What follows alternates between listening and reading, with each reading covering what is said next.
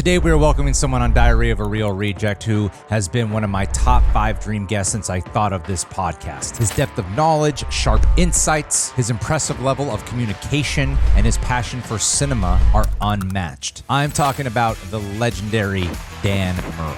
Someone whose contact info I've had for a few weeks now, but I've been like, will he say yes? Will he say yes? And I was like, all right, now that I've crafted this text message, let me hit send. And he said yes, like right away. Who was your celebrity crush growing up and why? I had the biggest crush on Kate. Oh, if you felt like crying during a film. I was not a big movie crier until maybe 2020. Can you recall the first time you snuck into a rated R movie? What that might have been? Probably snuck into American Pie, tried to sneak into Blair Witch, but got caught after buying popcorn and soda, which sucked because then we just had to take our overpriced snacks home. But eventually we got in. You could bring your parent to buy tickets and they could sign.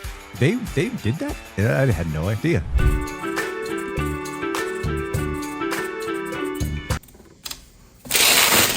What is going on there, citizens of the Reject Nation? Welcome to another installment of Diary of a Real Reject, the podcast where we talk about movies, TV shows, and possibly celebrities of how they have helped shape our identities. Today, we are joined with someone whose contact info I've had for a few weeks now, but I've been like, will he say yes? Will he say yes? It's been on my mind. And I was like, all right, now that I've crafted this text message, let me hit send. And he said yes, like right away. I was very much honored. This is, of course, Dan Murrell. Dan, how are you? I'm good. I assumed you already had it, honestly. No need to... I'll usually say yes. What else have I got going on? It's a lot, actually. But yeah, I'm happy to be here. Thank you so much. You're obviously gonna be you're the guest. So you're gonna be the one who's primarily talking through this. But if you would allow me just like a minute to explain where I'm coming from today, since this is called Diary of a Real Reject, I got a little bit of a diary of my Dan journey. Oh wow! Okay. In my own little headcanon here, because Dan and I we've like done several things together. We've had several like collaborations together. We've talked several times off camera. Yet there's this thing in my brain, and I think you might be the only one I still have this with, where my fan side of you, this could either go really well or really awkward. What's the point of doing a podcast and we're not going to take some risk in conversation? Let's do it. Is that my fan side has never really quite gone away when speaking with you. Like it'll still be at the forefront of my mind. Like we've even had a one-on-one movie fights, and for you guys who might not know what movie fights is anymore, it was a Screen Junkie show where they would do like movie debates. And I had a one-on-one match with Dan the whole time, and it was still like one of the most out-of-body experiences. And I don't think I ever told you this, so I'm going to finally admit it right now. My wife can attest to this. This really happened. This is the first time this ever happened to me. It wouldn't be the last. Was that the night before that movie fight, I was getting so nervous and anxious. I was feeling like Rocky Balboa in the first Rocky, like I just got to go the distance with this guy. I actually broke out all over my body into hives. Oh, good everywhere. And that's why on that match, it's not hyperbole at all. I actually broke out into hives, and then that's why I wore long sleeves that day we went to the movie fights, because I was so nervous about how this was going to go down. So the fact that you are here right now on Real Rejects is an absolute honor to me. And you've been one. I came up with this podcast a few months ago, and when I came up with it, I was like, "Who do I want?" And you were one of the top of the list dream guests. So again, thank you for being here. Well, listen, I am as awkward about receiving praise as you may feel about yourself giving praise. So thank you very much. I honestly, I feel like you're doing me a favor for talking about the world of YouTube. I mean, you guys have long since passed me on the left. I mean, you guys are in a different stratosphere. I'm just here talking numbers and crazy, make 'em ups, but you guys are crushing it. So that's very, very nice. I feel somewhat guilty because I never want to be responsible for any sort of a breakout or anything with the skin, any kind of skin issue. I've had those myself. So yeah, I wish people still knew what movie fights was. I loved movie fights, and I wish it was something that was still going on, because I had a lot of fun, and it's been it's been so interesting to hear people say that they still remember it. They still remember watching it. You know, a lot of people say like, "Hey, do you remember that time on Movie Fights? You know, you were doing against Greg Alba, and it was round 3, and the question was this." And I have to always say, like, I am so grateful to you, but I am so sorry. I do not remember single thing from Movie Fights. It's just out of my head the second it was over. But it's amazing that people still remember the show, and I loved doing it. I've wanted to try to figure out how to bring it back for a while now, but you know, it's there's a whole process behind that. So yeah, I saw that they had like one episode back, and I saw that you guest starred on it. I weirdly caught the notification for it, and hopefully it does come back one day, because it was a monumental time. And I think it really did actually help, you know, coming from a reaction channel. One thing I really wanted to prove one is that I'm more than just a guy who can make a big face. Like, I really wanted to show I can comment and talk about movies as well, and stand out in the sphere. And I feel like that show in particular really helped change that trajectory for us. So yeah, no, I mean, you've been, to this day, you've been like I've said it many times before, like on camera, before today, I've said many times, you are my favorite movie critic. So I want to just dive into it with you, buddy. Let's do it. My first question that I ask everyone, because I just feel like this is a fun question. I don't even know if anyone really gets a kick out of this question as much as I do, but I like asking it.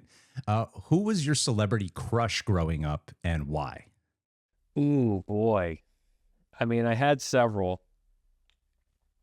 I will say when I was 16, I think 16, 15, 16 years old, there's a show that I'm sure we probably remember, but maybe not many people do, but Dawson's Creek on, at that time, the WB.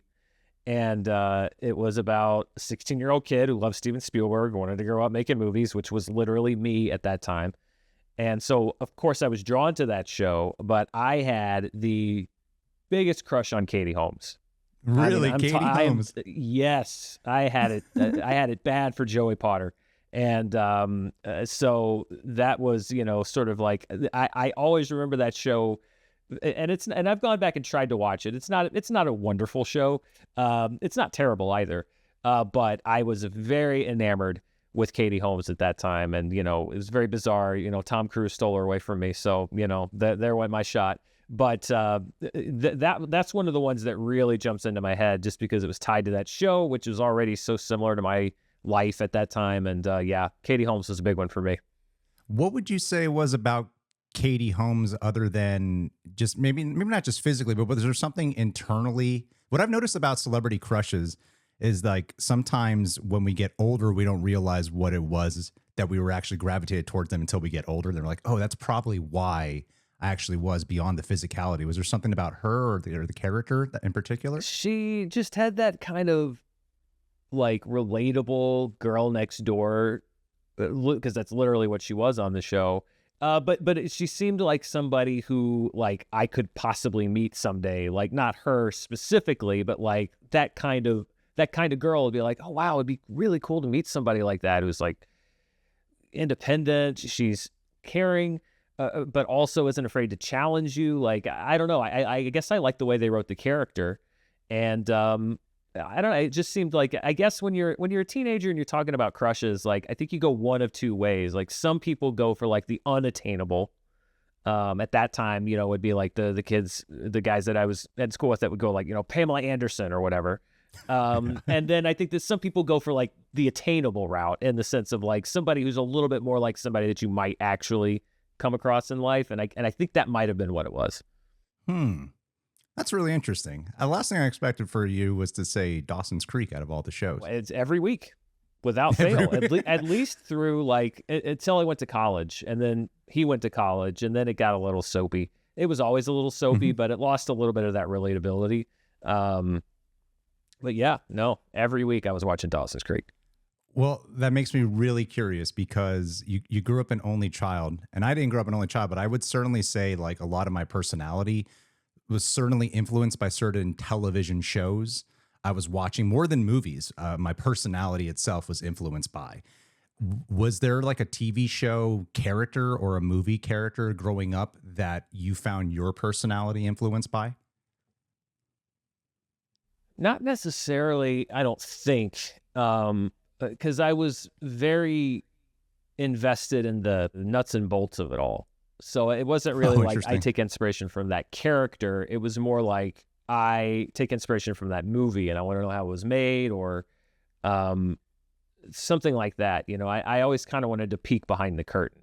Once I got to be like, of course, when I was 6 years old, I wanted to be Batman because Batman came out. But as I got older and started learning more about movies, it became more about the show or the movie itself, and wanting to know, like, how does that work, or how does it get made? Not that I wouldn't get invested in a story or anything, but it was a little less about characters influencing me, and a little bit more about the movies and shows themselves.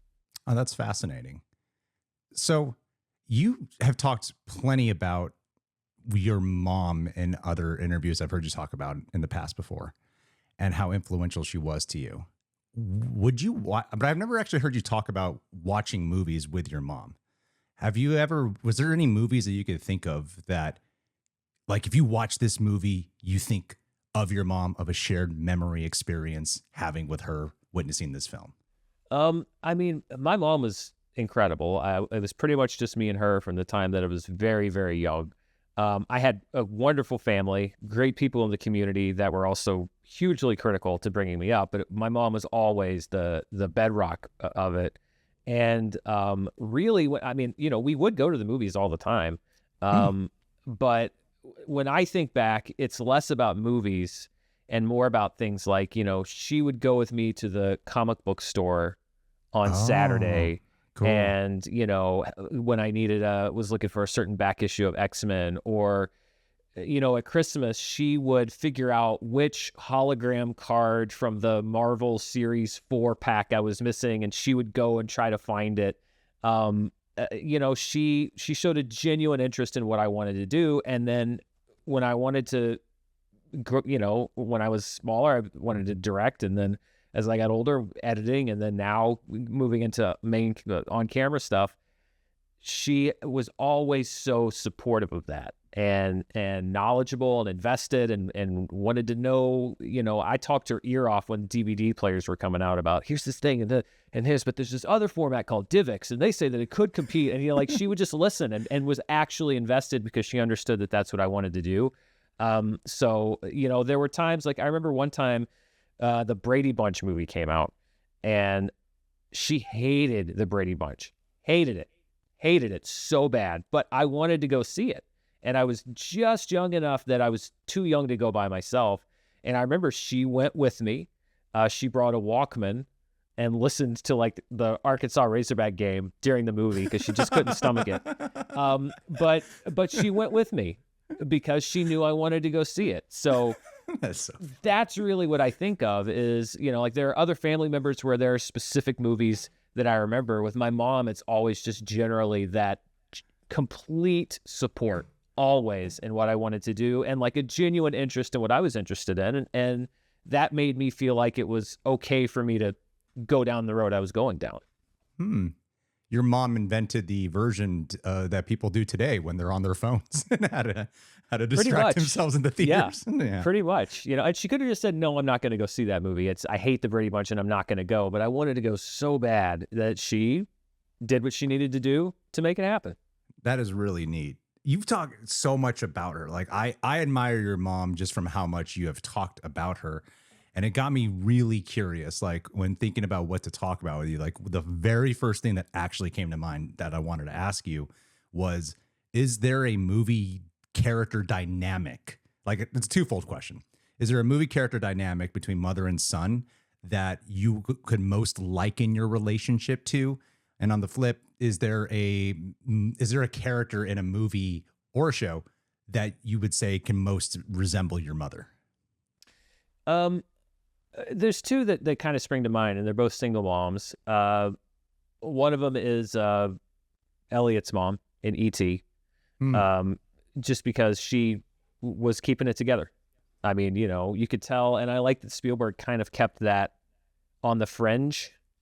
So you kind of knew what was going on, but it's so much from the kid's point of view, and she just keeps it together. You have that scene where you see her break down, but the kids aren't there. She's sort of on her own. So I think about that just sort of strength and that just like, all right, I'm keeping this family together, even though I didn't have siblings.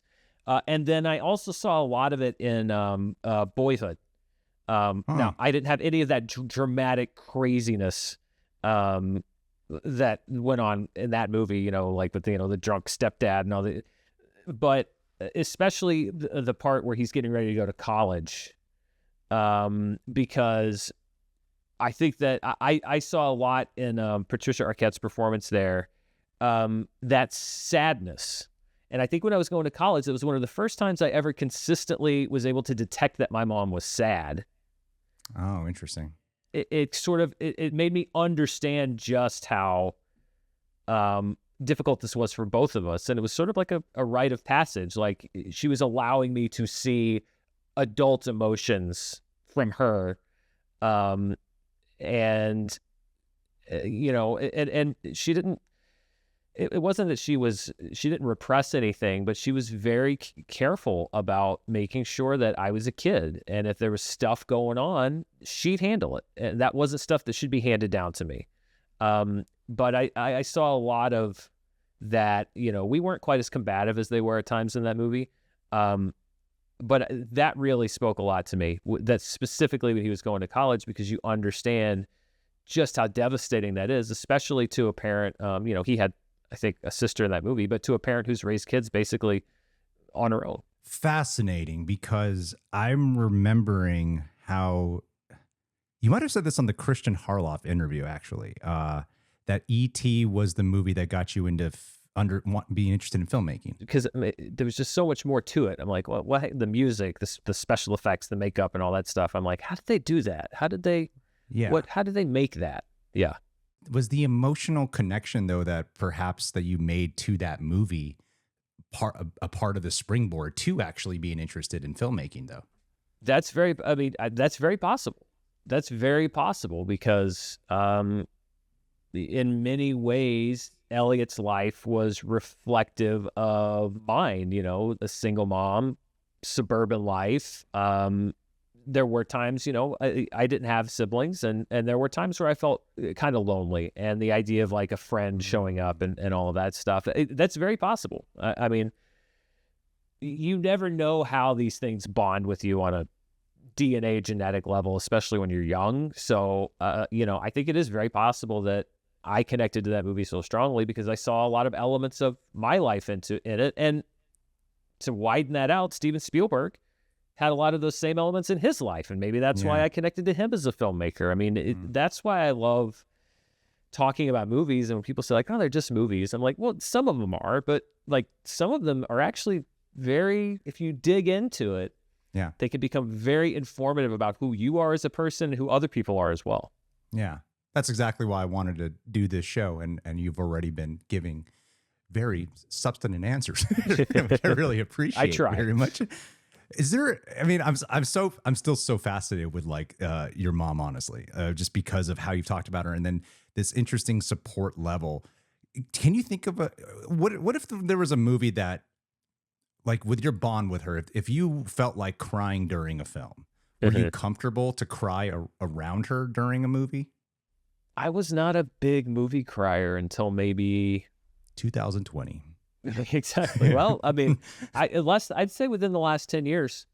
Okay. And I think it's because a couple of reasons. Number one, I was maybe just a little more detached than some people were because I was so interested in how it was done. And again, it's not that I didn't get swept up in the story or everything, but I was always sort of conscious on the filmmaking level and all of that, how the movie's put together. But also, I mean, you don't really get certain things until you've achieved and attained a certain amount of life experience. And that's not necessarily years, but it is experience. And so there are movies now that hit me completely differently than they did 10 years ago. There are movies now that hit me completely differently than they did 10 months ago. I mean, that's another thing that I love about movies is once, you know, unless you're dealing with like Blade Runner, once a movie's done, it's done. It's not, it doesn't change. Every frame is the same. Every cut is the same. Every line, every take, everything is exactly the same, but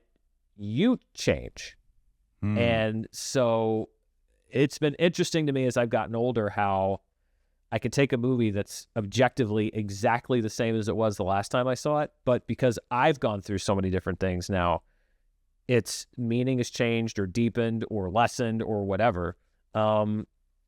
That's been an interesting discovery. So I didn't really ever cry that much at movies until somewhat recently, because I just think that there's a certain amount of identification that I need to do, at least in order to do that. But I'm finding that happens more and more now. Wow, there's a whole lot to unpack in this one thing. There is. You did all this. It's quite a thesis statement. Yes, absolutely. I mean, I guess my first follow-up to what you said would be, what movie does come to mind that perhaps as you've grown older that you had a completely different point of view on, that perhaps you didn't fully emotionally connect with, but then as you've had some life experiences, you suddenly really emotionally connect with this movie? Can you think of anything offhand? Well, there's one that and I've talked about it pretty extensively, so I won't say the movie specifically, but it's a movie that's been out, for about 20 years now, and I had always cited it as one of the things I loved about the movie so much was the ending, and I thought that the ending was so hopeful and bittersweet. I watched it again somewhat recently, and again, over the years, and things happen as you get older, same movie, same thing that was my favorite thing about it, and I still love the movie, but the ending, I completely saw it a different way. It was far more tragic and far more sad to me, because life happens and you're all of a sudden viewing everything through a different lens. And that's not to say in 10 years, if I watch that movie again, maybe I'll feel more about it like I did the first time I saw it. But that's what I mean is like, and you're not even aware of what's happening, but it can so sharply change based on certain things. I mean, there are movies that, I watch with my uncle, who was a massive influence on my life. We go to the movies all the time. It was our Thanksgiving tradition. And so there were movies that I always remembered seeing with him, but he passed several years ago. And now those movies are like treasures for me, because now they're sort of all connected and tied to this like finite amount of memory that I have with him. And so they become so much more, valuable to me.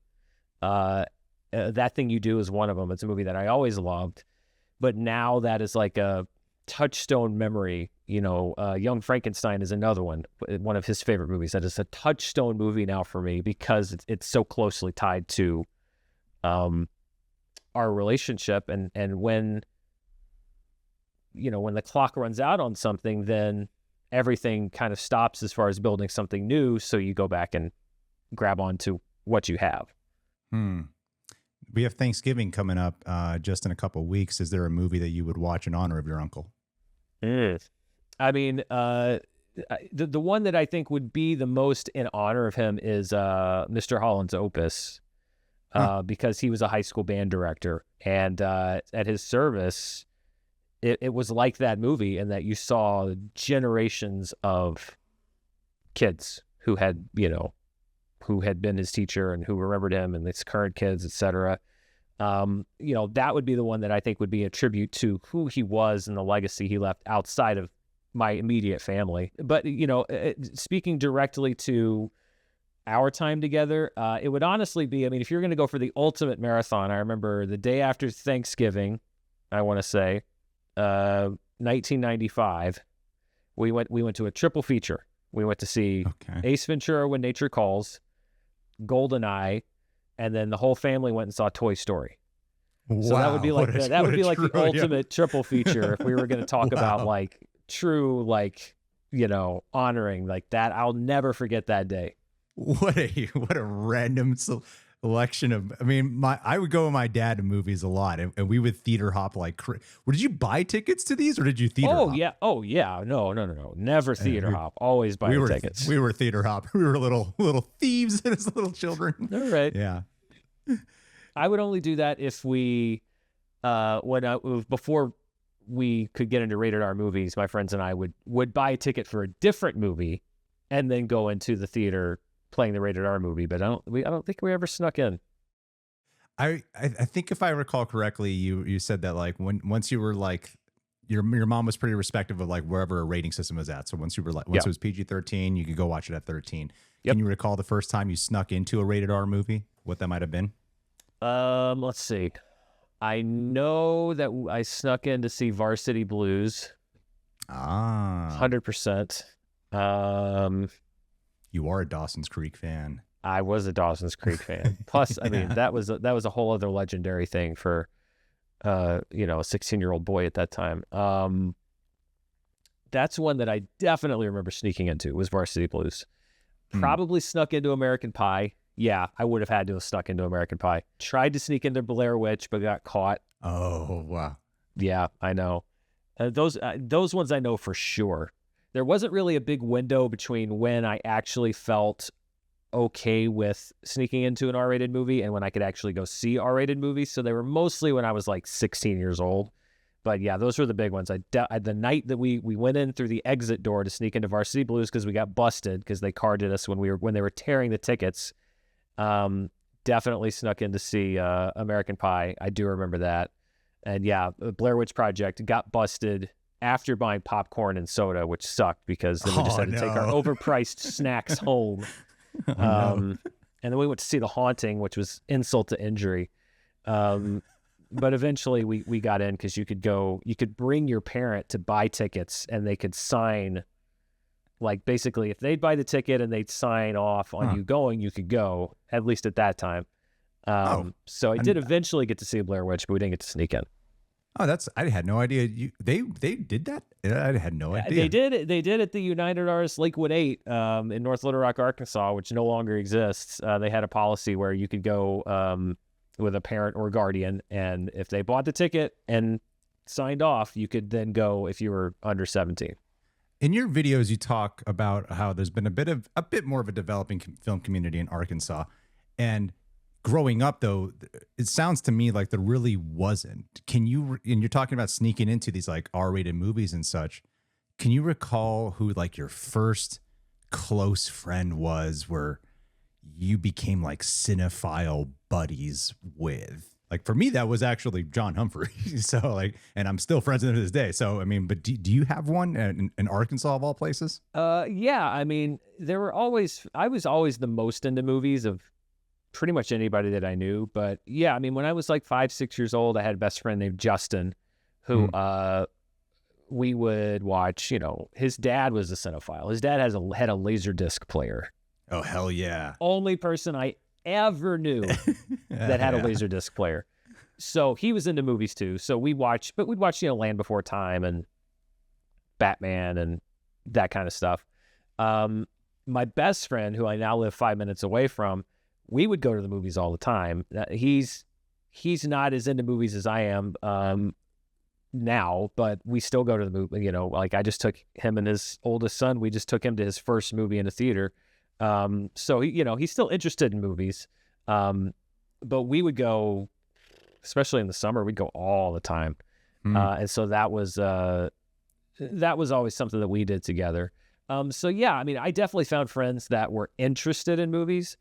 But nobody really that was into filmmaking or anything like I was. It wasn't until I got to college and I found my people, as I always say, that it was like, oh, here's a community of people that don't just like movies, they want to make movies, they want to get into it, all that stuff.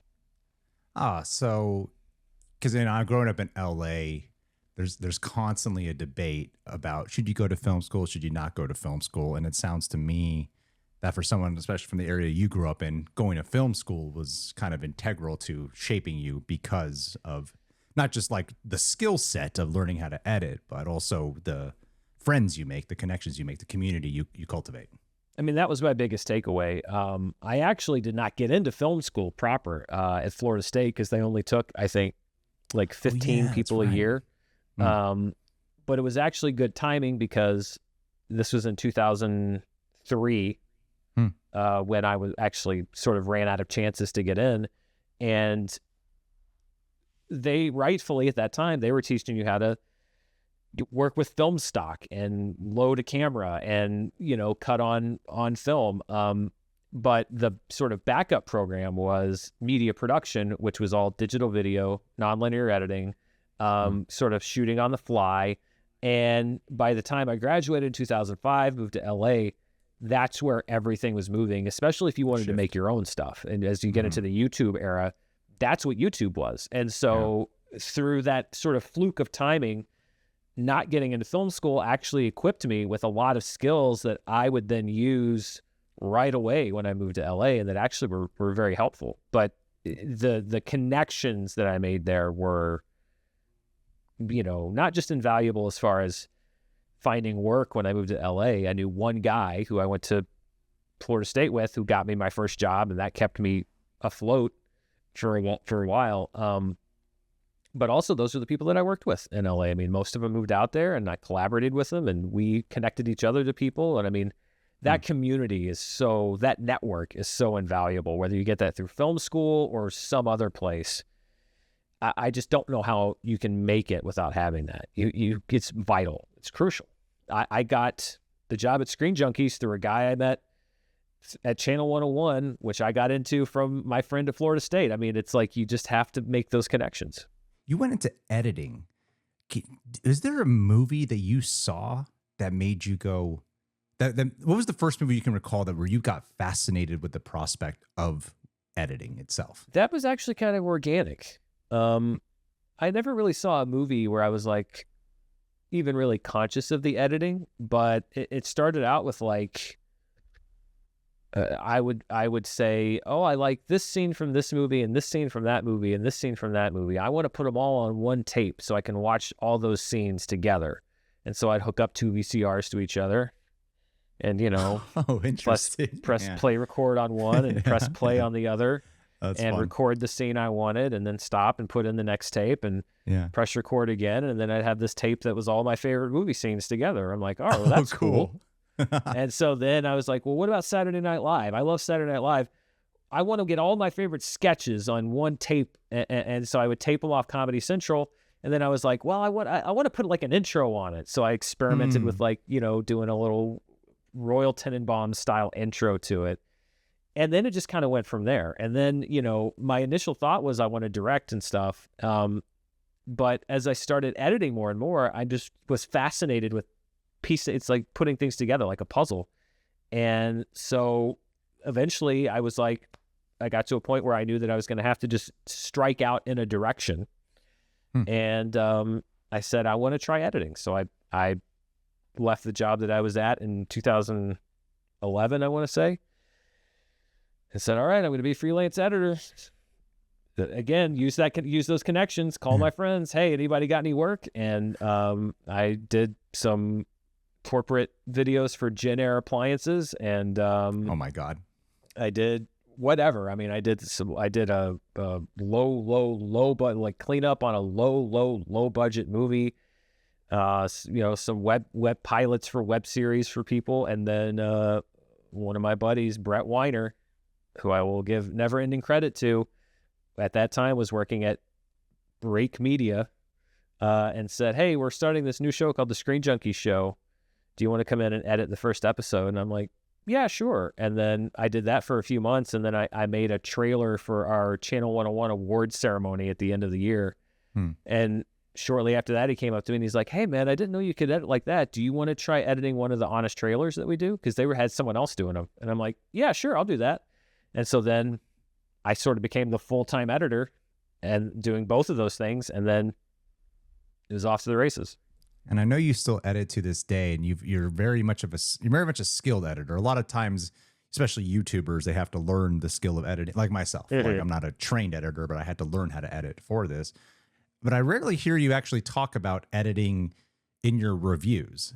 Does editing ever, how often do you notice editing now? Do you really pay attention to it? Is it something that's not really in the forefront of your mind when you are observing a film? Honestly, I'm kind of the opinion, unless you're doing a very stylized movie like Requiem for a Dream, editing should not be something you notice. unless you're really doing like heavy use of montage. I mean, there's a skill and an art form to editing. But most of the time, if you hear me talk about the editing of a movie, it's because it's bad. Usually something has gone wrong. I think that it should be fairly effective but invisible. And that's why you don't hear me mention it a lot, and I probably should, because one of my gripes with, like the Academy Awards is like the Academy Award for Best Editing is usually most editing. It's not necessarily the best editing. Right. That's not to say like, a movie like Whiplash is one of the best edited films of all time. Jaws is one of the best edited. Most of the best movies of all time are also the best edited movies of all time for a reason, because it sets the tone, it sets the tempo, it sets the pace, it's the comedic timing, it's the timing on the scares, it's how long you stay on the shot after the big reveal, or how long, which performance you're going to use. It's absolutely vital. But I also think that you should almost not be aware that it's happening. I agree. And that's one of the hard parts because I rarely talk about editing myself unless it is bad. And I found myself like going, I would love to be able to point it out more, but it seems it's weirdly hard to talk about too, for me at least, when it's good, because it's so often you chalk it up to the director or like the direction of the movie, when really a lot of times like you don't actually know, like the editor. So much of a film is just completely reconstructed once you're in the editing room, and it's really crazy. hard to talk about it. I get anxiety just thinking about, I was watching Return of the King recently, and I was thinking about like, the Battle of Pelennor Fields, and the fact that if you're Jamie Selkirk and you're sitting there editing that movie, you have hours and hours of media, hundreds of camera angles, and you have to, and none of it has visual effects, and you have to craft an entire battle out of it. It just gives me anxiety. Like, how do you even start? It feels like starting a 1 million piece puzzle.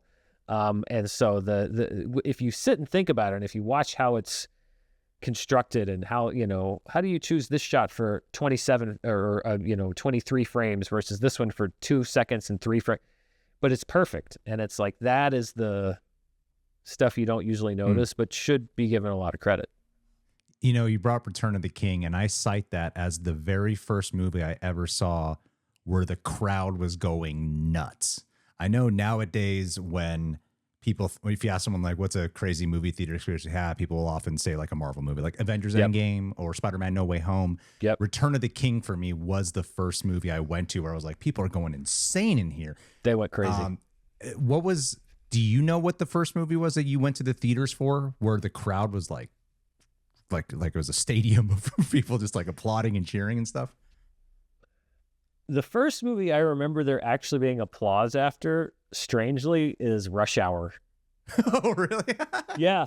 I remember distinctly seeing Rush Hour in the theaters, and I think it's the last scene on the plane, and there's and Jackie Chan singing War, and Chris Tucker's, and then it smash cuts to Rush Hour, and people like, Lost it their was shit. like, I definitely remember people applauding during that, and that was what, 15, I think, when that movie came out. So that sounds about right. I'm sure there were movies where like people were into it and laughing and screaming, but like I remember people like breaking into applause after Rush Hour. But this is in Arkansas? Yeah. Okay. All right. Awesome. Played huge in Arkansas. Comedy Big. really hits. Okay. Big. Gotcha. But was there a film where people were like, because Return of the King was like a movie where people were cheering throughout and like clapping throughout, hollering, Did you have that outside of a comedy? Yeah. I mean, I definitely remember it in Return of the King. The first weekend of Phantom Menace was pretty. That was very and also Attack of the Clones. I mean, I think as people step back from it, the prequels, and even different generations think differently about the prequels, but certainly my generation, the prevailing thing was always, the prequels sucked. And it's like, I'm not going to disagree on a lot of your thoughts, but I will also say I was in a theater on opening weekend for all of them, and those audiences did not think they sucked at the time. In the room, Yoda and the whole lightsaber thing, that got an ovation. Phantom Menace, that got a huge reaction from the people in the theater. I think it's, as you look back on it, you start to realize maybe, oh, well, yeah, this wasn't so great. This wasn't so great. But there was a palpable excitement in the room for the Star Wars prequels. And that's another one, 1999. And that was the most hype that I remember around a movie, probably up to that point for me. I mean, there had been big movies, but that one was just like nutty, insane. Yeah. I know as two people who have had to deal with the way Star Wars fandom can go down on the internet, how it can be a little bit tough from time to time, needless to say. Looking back on that, did you love those movies with that crowd that you were with? Were you there still observing and detached a little bit, or were you going, I love this because you're feeling the crowd? I was 16 when Phantom Menace came out. I remember leaving the movie thinking like, yeah, Jar Jar's dumb, but the pod race and the end battle and like that stuff was so cool. Like, it's like, it doesn't matter how dumb that other stuff is. That stuff is so cool. And then over time, I think I hadn't seen it in probably 3 or 4 years, and I saw it again, I think right around the time episode 3 came out, and I was like, oh man, no, well, yeah, the bad stuff is worse than I remember. And it sort of tempered that a little bit. I still think that other stuff is pretty cool. Attack of the Clones, I remember thinking it was sort of the opposite thing. It was like, well, there's some really cool stuff in it, but man, the bad stuff is really bad. I was never really on board with that. And then Revenge of the Sith, it had lost me really by that point. But Phantom Menace specifically, I remember coming out of it thinking it was a really, really cool movie. And it was only sort of going back, detached from it more, I realized like, well, actually, no, there's the stuff that bothered me at first really bothers me a lot more now. Yeah. You see, that's part of the fun aspect of talking about movies to me is thinking about the movie theater experience. Sometimes like, do I want to just hold on to that and treasure what that was versus intellectualizing it later on and like disliking it later on? And I feel like Star Wars in particular can actually often have that effect. A lot of the big movies, I think now, I think it still happens to this day with big movies. Yeah, it does. I mean, I love that experience though. I saw, I never actually, well, I didn't see Avengers Endgame with a opening weekend crowd. I saw it at a press screening, and it was pretty emotive for a press screening. Press screenings are usually pretty, not that they're silent, but you sort of tamp down a lot of the reaction, and like people were still going nuts for Endgame. And I never went to see it with an opening weekend crowd, and I actually kind of regretted that. And so I made it a point. Spider-Man No Way Home was the same. I saw it at a press screening, and people were excited, but it wasn't like, that sort of, I knew that it was going to be massive once it came out, and I made it a point to go see it on opening weekend with a full house, and it was one of my favorite movie experiences ever. Apart from the fact that I really liked the movie, it's like knowing what was coming and you could feel it in the room, like that sort of building up, and then the release. Just to be in a room where you understand that much positive energy is being brought out by the same thing, and everybody's having a good time. That was so much fun. That's going to be one of my favorite theater experiences ever. And again, it's not because I'm saying like, oh, No Way Home's one of the best movies ever made. I really like that movie, but like that experience of seeing that crowd and watching that crowd react was so fun.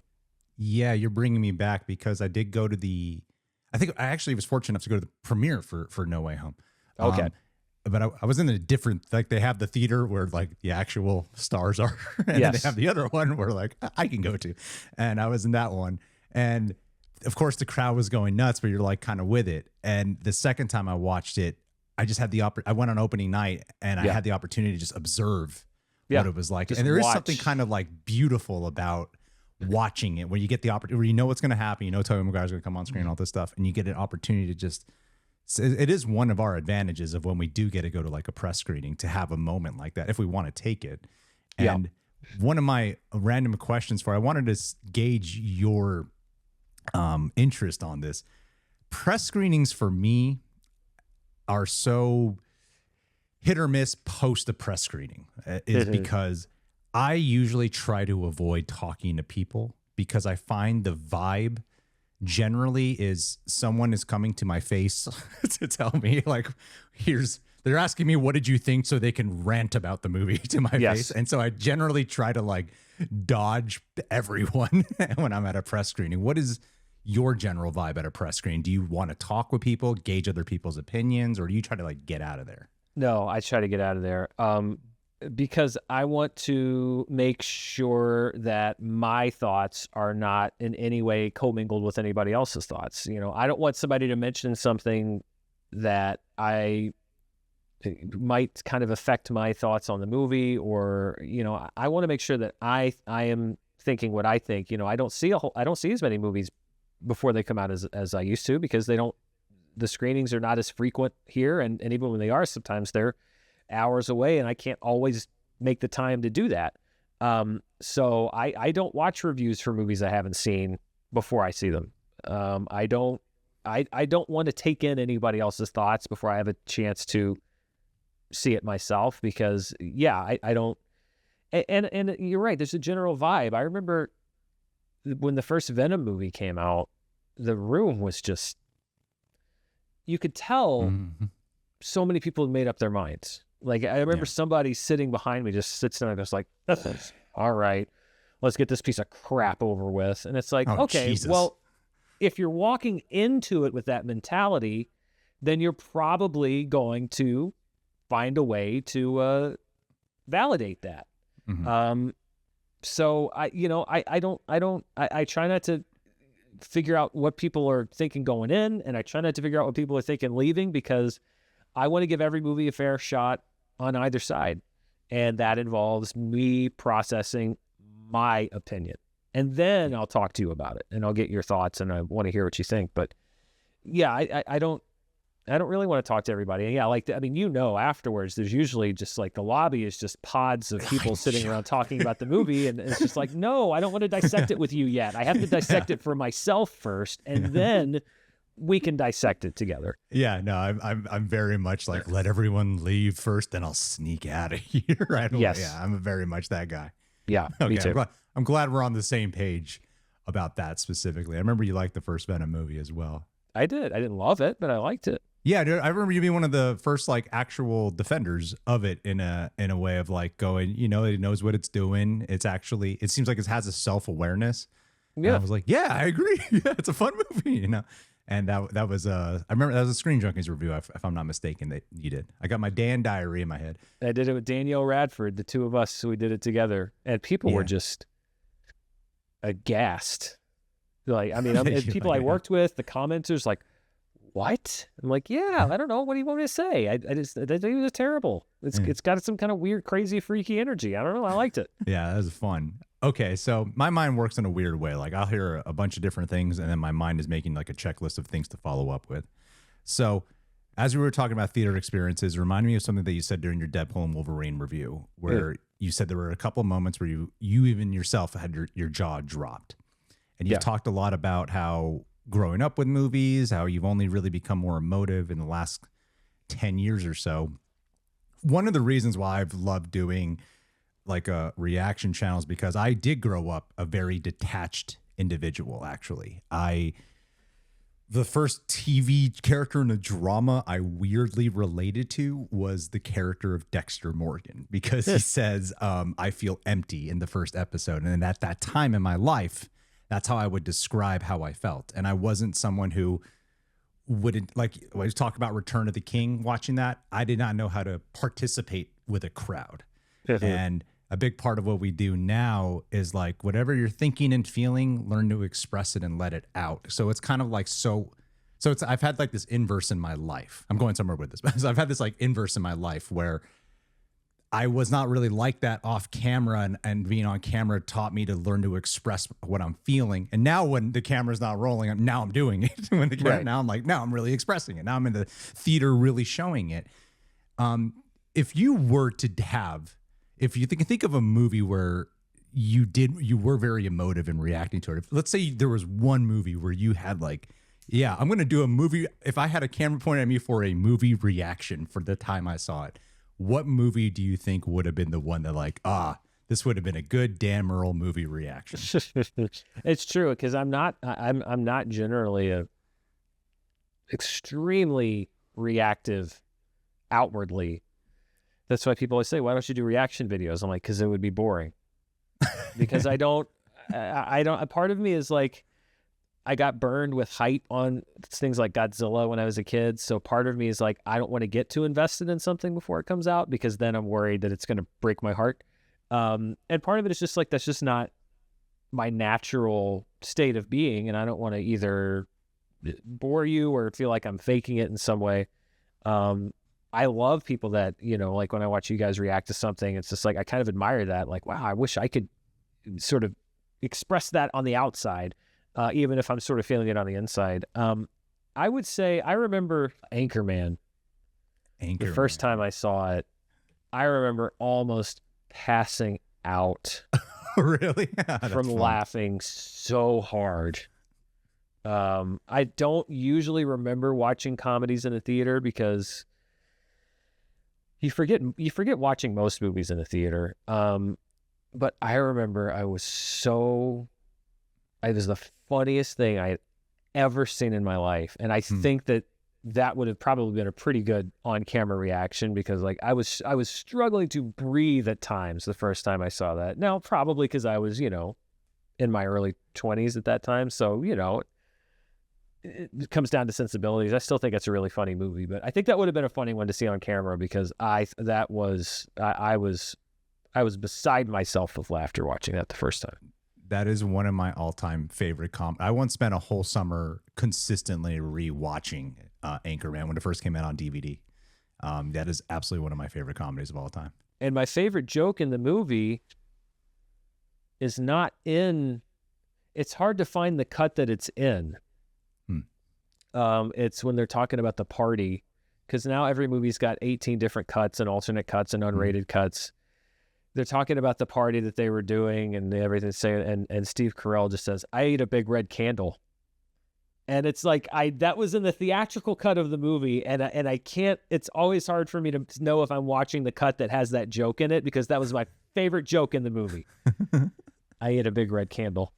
I think that was my introduction to Steve Carell. I didn't watch The Daily Show, and I believe that was the first time I ever saw Steve Carell. I was a big Daily Show guy, and I liked him on the show, but I always thought he just sort of kind of had one bit, which was like the sort of manic, you know. I mean, he was good, he was funny, but like that to me was just like, oh no, this guy's incredible.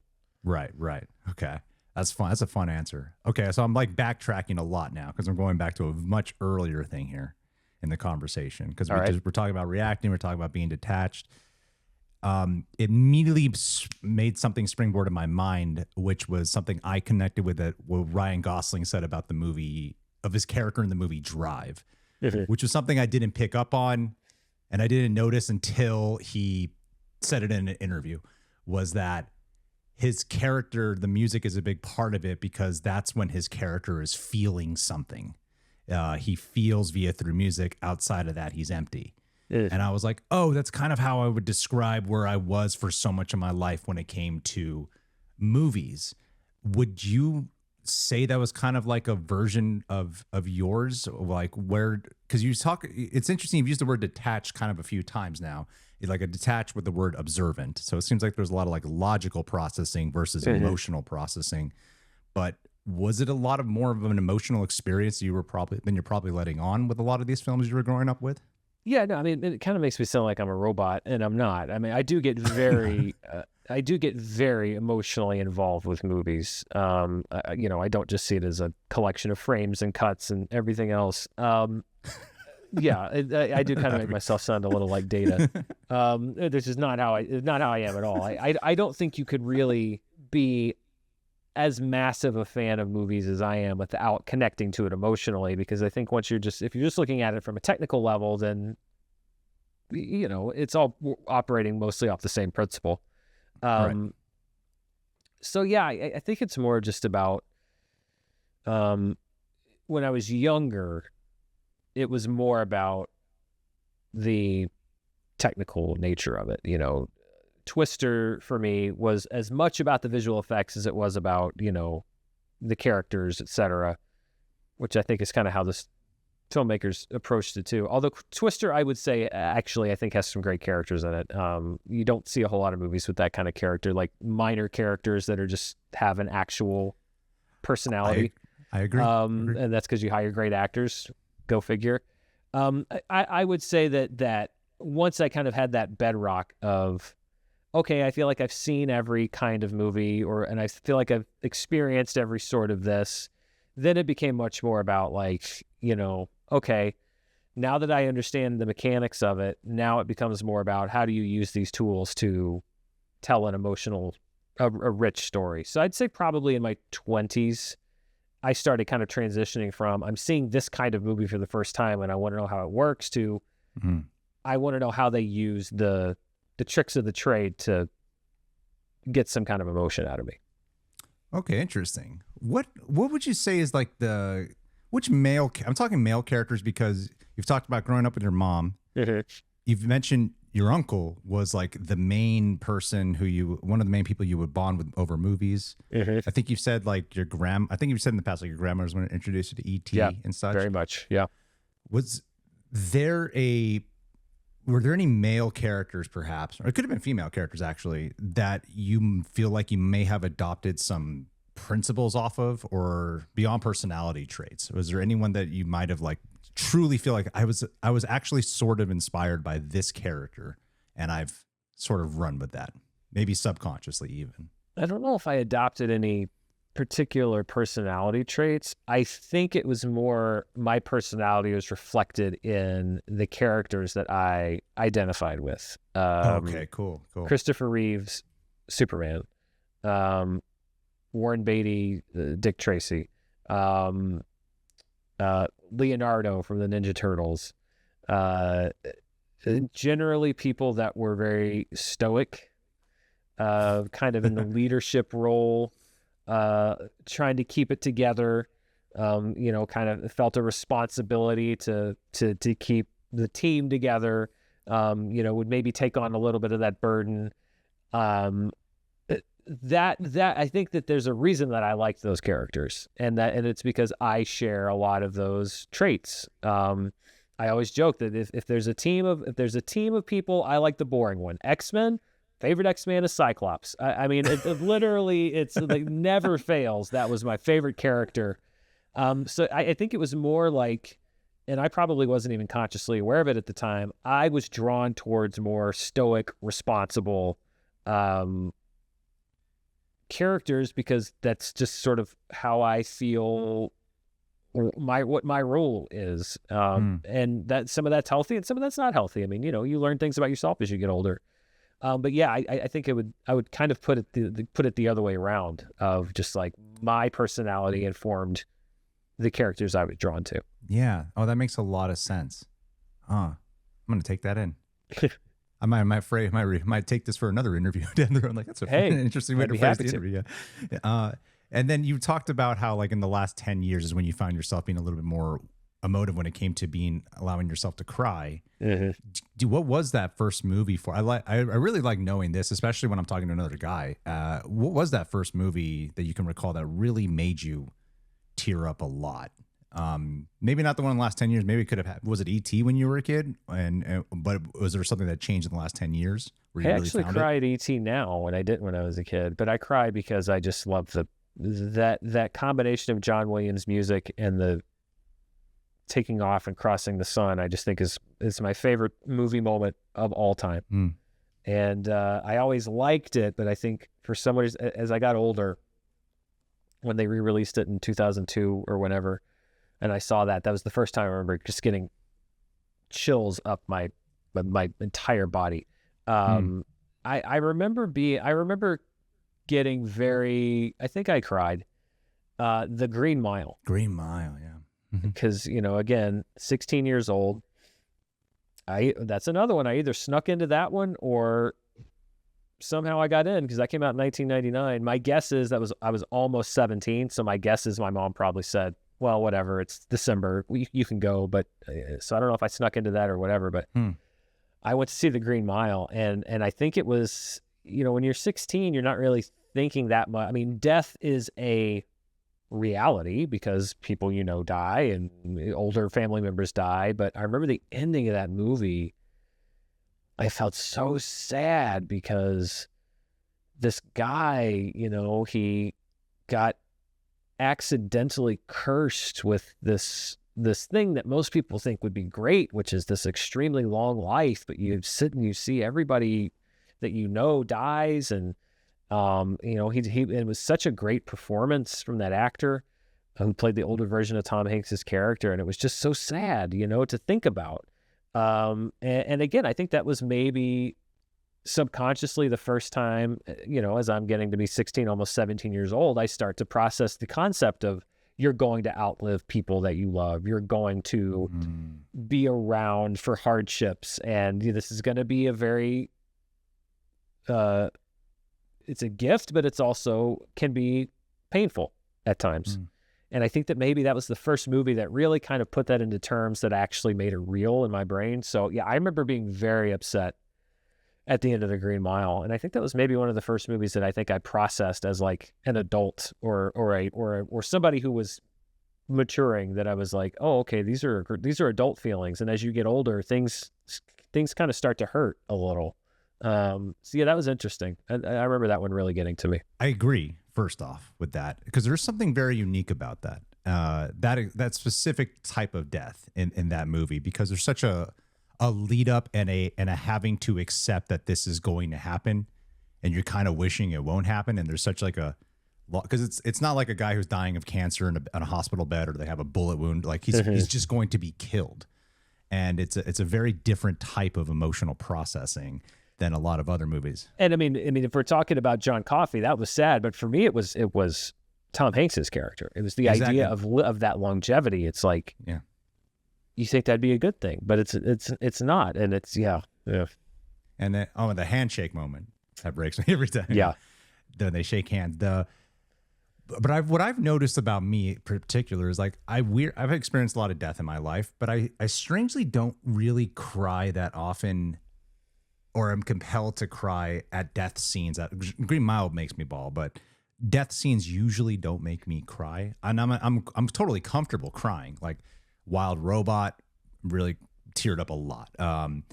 And acts of love, I've noticed, are the things that I mainly will cry at more than I will at a death scene. Yeah. I didn't even cry I don't think I cried during Avengers Endgame when I heard a lot of people around me crying about Tony Stark, And I love Tony Stark, but I didn't cry. But I still, what is it? What in movies is the thing that you notice generally might actually get you to be moved to tears? A lot of times it's like the parting of old friends, or losing friends, or recognizing the depth of a friendship, that sort of thing.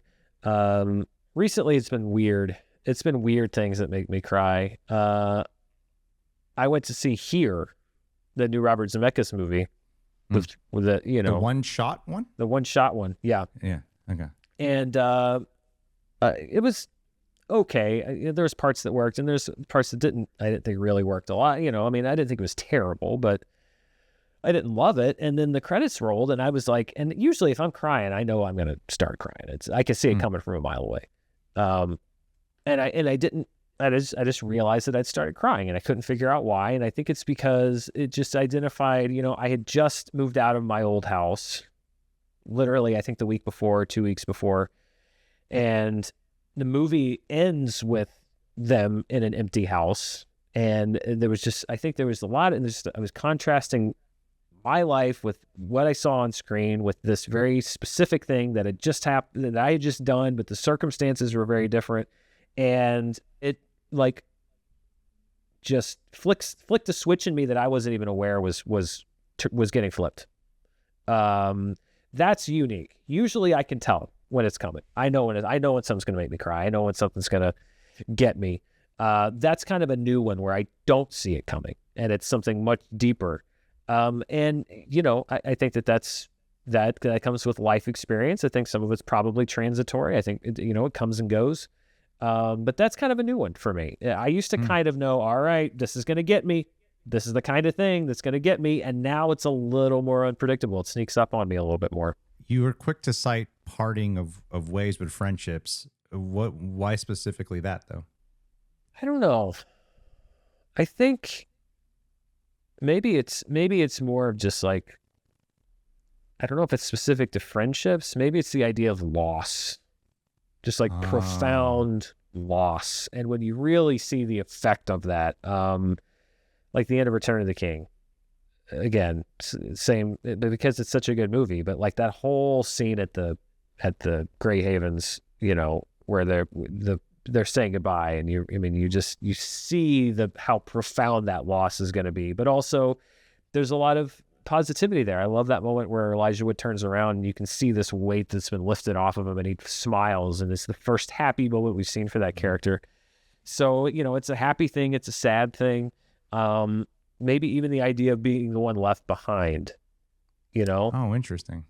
That idea of having to let go, and the having to deal with the fallout of that. You know, maybe that's it. I don't know. I feel like the more you kind of pull at the string, the more confusing it becomes. So I just kind of let the string get pulled and then try to sort it out later. Yeah, absolutely. Oh, that's fun. Those are good answers. Those are really strong answers. Oh, thank you. For Return of the King, I cry at the "you bow to no one" moment. Oh, see, that was the jab. You know, when I remember even the first time I watched it, like that was the jab. Like, oh, and then, bam, it hits you with the haymaker. One thing another thing that was coming to mind that I really wanted to inquire about was, is there a movie out there that perhaps changed the way? There's a lot of like societal commentary movies nowadays. Is there a movie that has helped shift your societal perspective on things? Like what this level of influence I'm talking about of, for like a very young age of mine, this is the first time I'm actually opening up about this here. At a very, very young age of mine, I grew up around a lot of racism. I like very, very much exposed, had some directed at me, but I was very much exposed to it. Like I knew a lot of races.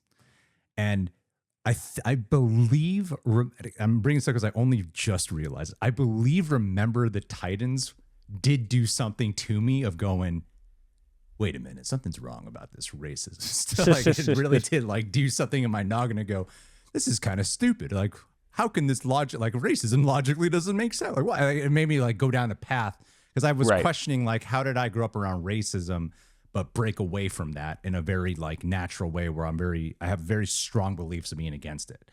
And I think Remember the Titans really did do that for me, but that's at a very young age. Is there a movie that perhaps did that for you, that did change your like societal perspective in a way? Yeah. And I've talked about this, I think, on the channel one or two times before, but Get Out was one that obviously I knew when watching it. It's not hard to detect that there are very stark commentary. There's very stark commentary about racism in that movie. But I remember seeing it the first time and being a little, I liked it, but I was like, I liked it, but I don't get why everybody's so hyping it up, you know? And it's a good example of, I think, how, you know, even though I think that my initial take on it, and it's on the internet forever, is not reflective of what I initially thought about the movie, I think it's a good example of processing your own thoughts and then opening yourself up to everything else. Because after I did my review, and I sort of was like, I want to read more about this movie, because there's obviously, for some people, there's a level there that I'm not getting. And sometimes I'll do that with a movie, and I'll read it and I'll be like, no, I still think the same way. I get that people think it's operating on this level, but I don't agree. But reading a lot of reviews and talking to a lot of critics of mine, and particularly critics of color, and people of color that wrote about that film, and understanding the sunken place and what that is and what that means to them, not my interpretation of what it means. What that means to them and how that ties into, for so many people, an everyday way of life or a feeling that they have every day. And then sort of taking that in and watching it again through the understanding that this is so reflective of the lived experience, I really, really came around a lot. And now I think it's, you know, like I said, my initial take is on the internet forever. That's my quote unquote review of the movie. I have a substantially different opinion of it. And that comes from taking in the experiences of people and the criticism of people who aren't me, who don't share my perspective. And that's why I think it's so important to take in and share and get those perspectives. There's a movie that came out earlier this year called I Saw the TV Glow, which I saw initially and liked, but I'm like, well, I mean, I liked it, but it's so kind of abstract and I'm not really sure what they're getting at. And then I read about the director and how that movie is essentially largely a metaphor for being trans and that experience. And I saw it again recently, and I appreciated it on such a deeper level because, again, I'm seeing it through that lens of the intention of the maker, the intention of the director, and it clicks. It all clicked into place. It is kind of the biggest experience I've had since Get Out, where I understand, I read about the filmmaker, their intention, and I see it again, and it all clicks into place a lot more. So that for me is where I think it's been instructive for me. You know, I try to be as open and honest as I can. You know, you have blind spots as a person. There are experiences that you don't have, that you can't relate to because you haven't lived them. And that's why I think it's important to open yourself up to the lived experiences of others, because that can not only help you understand people better, it can help you understand art better, whether that's movies, the visual arts, drama, TV, whatever. So yeah, I'd say there's a handful of times where sort of why I think it's important to open yourself up to what other people are saying, because it can really inform you and kind of help you to see things through a different lens, and often the intended lens as well. Like with Get Out and I Saw the TV Glow, this is not someone's interpretation of what the filmmaker's saying. This is the filmmakers. I mean, Jordan Peele and Jane Schoenbrunn have said that, no, this is my meaning. This was the intent behind this movie. And so I think that is very instructive and very helpful. Yes, I would probably I think I'd agree with you on that, because I think it's really easy, especially I'm way more of, I feel like every 2 to 3 years, I'm a bit of a different individual every like 2 to 3 years. So much life experience happens. And if you're someone who likes to constantly work on yourself and grow, naturally you will just grow. You know, like I've heard change is constant, but growth has to be intentional. Right. Yeah. And I think growth for me, there are certain times where it's like when you watch a movie, and this is part of the thing with like why I like doing the movie reaction specifically, because we get to give our commentary throughout. But sometimes it can be nerve wracking when you're watching a very commentary heavy movie and you're like, am I coming across like a goddamn idiot right now? Like, do I get this movie? Do I not get it? Every day of my life. Yeah. And I think like it's really easy to like want to seem like you get it, but learning to be honest about it first upon initial reaction, having to live with that can be little tough. Sorry to bother you was that for me. Like I didn't understand it. And you got me thinking about how different movie viewing is, because from what you were saying, I could see someone pushing back going, well, a movie shouldn't have to be something where you have to listen to like a director's commentary and then you watch it and then get it. It should just stand on its own. And I'm like, well, we kind of live in a different world now when it comes to movies, as a film has evolved, that kind of is part of the experience of cinema now. Like we're so much more exposed to like interviews and behind the scenes and all these things and intentionality of film, that I feel like it's okay to because sometimes people just like a movie only because they get it, but they don't really process like, do I actually like it, or do I just like it because I get what the movie is? Right. And I feel like it's a really fascinating development, what you were just talking about with how cinema has sort of changed with that. I feel like the most recent example of what I'm talking about can be like a Joker folie ado, where people are like, no, I get it. I'm like, okay, you get it, but did you like it? It's okay, you can like it. Right. But, you know, So yeah, it's just part of like the fun. I don't know, a little food for thought for myself there. Yeah, and I mean to be fair, especially when I talk about I Saw the TV Glow, that's exactly what people say. Like, well, if a movie needs you to know this thing, then it's not a very good movie. And it's like, okay, but people sort of have this. I think a lot of people have this idea of like a movie is only as good as what you think the first time you watch it. And if it's not that good the first time you watch it, then it's not. Then there's a problem with it. And I'm like, I disagree entirely. I mean, one of the great things about movies is you can watch them 2, 3, 4, 5 different times and get something new from it every time. And they do change over time. And I think the difference too between I Saw the TV Glow and Get Out is it's not like I was saying, no, these movies were terrible. And then I learned this and now they're great. Like, no, it was literally, these are movies that I admired, that I liked. And then once I understood more of where the filmmakers were coming from and could really wrap my head around their vision and what they were saying, I appreciated that much more. There are movies like I've tried with David Lynch many times before, and people saying, no, this is what he meant here, and this is what he meant here, and this is what he meant here. And I'm like, yeah, okay, yeah, I get that. It's just not for me. It's just not, especially the more abstract stuff. Some people say Mulholland Drive is one of the most brilliant movies of the 21st century. And I get why they say that. It's just not for me, but that's okay. So, it's not like I'll change my tune on every movie if you just tell me what the director was trying to do. There's plenty of movies where I understand what the director's intentions are. I'm like, yeah, okay, I get it. Still not a fan, Yeah. That was me for Joker, too, honestly. Yeah. I feel mean, like you were more positive. I liked it more than most. I didn't love it. I liked your review about it. But that's one of my favorite things about you as a critic generally that I've been very open about is like, there's so much of the time where you will have a completely different opinion than myself, but I'll never.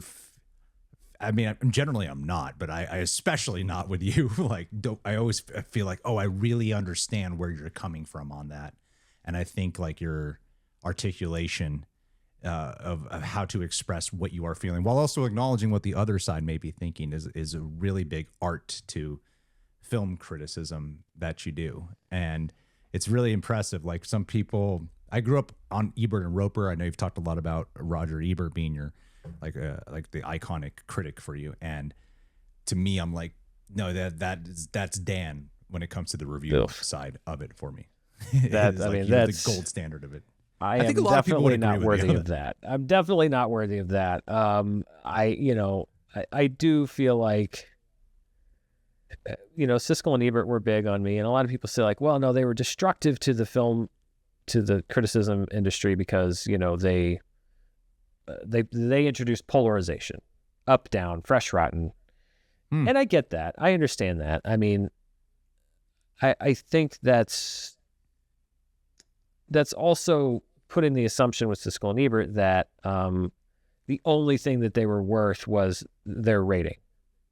That like they just opened up the show and they were like, yes, no, yes, no, 2 thumbs up, 2 thumbs yes, down. no. And it's like, no, that was their hook and it worked for them. But I didn't watch Siskel and Ebert to see if they were going to say up or down. I watched them to see what are they going to say about the movie. Why are you saying you liked it? Why are you saying you didn't like it? And I think they introduced that to a whole generation of people, including me. I didn't read movie reviews in the newspaper. I didn't read the newspaper. But they brought film criticism into my living room, and really ignited in me an interest not only in how movies are made, but how movies are analyzed. And I think that's what they don't get credit for, is they took film criticism from something that was sort of academic and that was, you discuss at cocktail parties, and they brought it into your living room, and I think inspired a lot of people to start talking about why they liked movies too. Did they agree with Roger Ebert? Do you disagree with Roger Ebert? Did you hear what Siskel said about that movie? He's crazy. Ebert's the one that's right. Like, no, Ebert's a hack. Siskel's the one that alright. I mean, that's film analysis, even if you're analyzing the critics. So, I have plenty of qualms with the whole polarizing yes/no metric, fresh rotten metric. But it's not so much a problem with the metric, it's how it's interpreted and how it's presented. And I think that context is everything. And, Ebert, particularly, watching him on TV did lead me into reading his reviews, which I think are even better. Absolutely. Some of the best film criticism ever written. And so, yeah, I know that Siskel and Ebert get a lot of flack, but I think to condemn them for dumbing down film criticism is to also dumb down what they were doing to its basic level. And I think they did a lot more good than they did harm. I completely agree with you. When Real Rejects first started, I tried kicking it off with a show called Reasons to See, which was basically a pros and cons movie review show. It didn't go anywhere, but the idea was I actually weirdly came in on Ebert and Roper. It was after Gene Siskel's death. So I came in on Ebert and Roper, which was essentially the same. And it was still long lasting. That was still like a big show for a long time. It was really when Roger Ebert left where it stopped, right? But I was just talking with someone recently about like when you started YouTube, what you want to do. I was like, well, I didn't watch any YouTube first off. So I was like, oh, I want to get into YouTube so I could start writing reviews in the newspaper. I had a completely inverted understanding of how it all worked. Exactly. And now it's like, oh, but none of this like movie reviews and breakdowns and analysis, what everyone does here, I think a lot of people forget to pinpoint it to Siskel and Ebert really were the start of what it was to talk about just reviewing movies with a camera pointed at you. Yeah. And how that became a discussion and a medium of its own beyond, a written article and stuff. So I full-heartedly agree with you on that. Yeah. I mean, it was weekly viewing. And also, the other thing they don't get credit for is that in doing their show, I would hear about movies like Fargo or Secrets and Lies or, Hoop Dreams, these movies that they championed that I never would have heard of because they usually, Fargo may have, but the other ones, they didn't play within 100 miles of where I was living. And they were in your living room talking about those movies every week so that maybe you can't go see it in a theater. But if the movie comes out on video, all of a sudden you're like, oh yeah, I heard Siskel and Ebert talk about that movie. I'm going to check that out. They did that. They brought that out of the world of newspapers and into the mainstream. And I think that they deserve a lot of credit for that too. And you get especially for Roger Ebert, I loved watching his evolution. Like we're called Real Rejects, and that title is inspired by The Devil's Rejects. I'm not really a Rob Zombie fan. I'm really not. But I watched that movie with my mom, of all people, in the theaters. I watched that movie because of them. They recommended that movie. And I was like, this is the last movie I'd ever expect these guys to recommend. I got to go check it out. And that is, to this day, Rob Zombie's like considered his best film by like most people. So yeah, I think they're very, I completely agree. I'm really glad you brought all that up. That as no one talks about that. No one ever talks about that, but that is so important, I think, to acknowledge. So thank you for that. No, of course. That's, my goal is to carry on a little bit of that spirit. Because it's, it's not necessarily always about that anymore. And it's like, this is about the love of the form.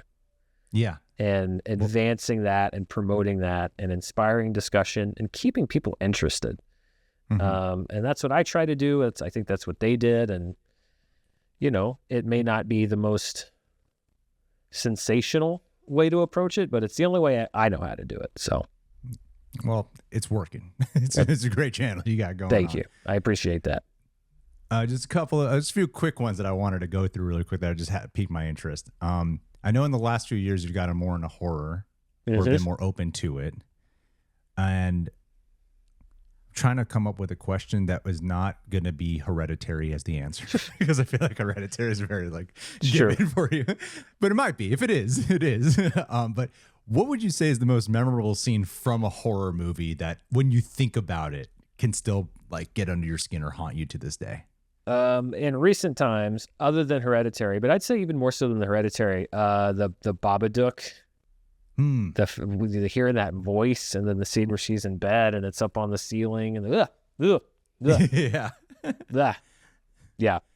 What was the most terrifying movie theater experience you had?